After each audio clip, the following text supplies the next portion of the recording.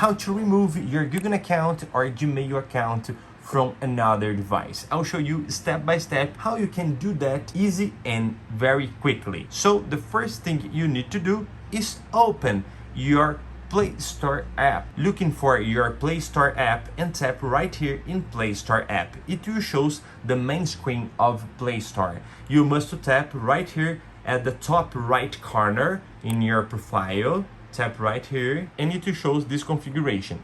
Manage your Google account. Tap right here, wait for a few seconds, and you will arrive at this screen.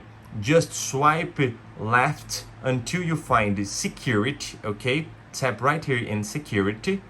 Oh, please, my dears, don't forget, leave a comment down here if this tutorial works, because you can't imagine how powerful your comment is. And it helps the channels a lot. Thank you, my dears. Subscribe at this channel and leave a like.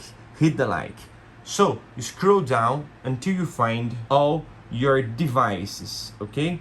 Just tap in that devices you want to delete or you want to remove, and now will be done. I hope I help you with this quickly tutorial. Please, sorry about my English, I'm learning to help you with this tutorial. Until the next video, my dears, stay with God and see ya.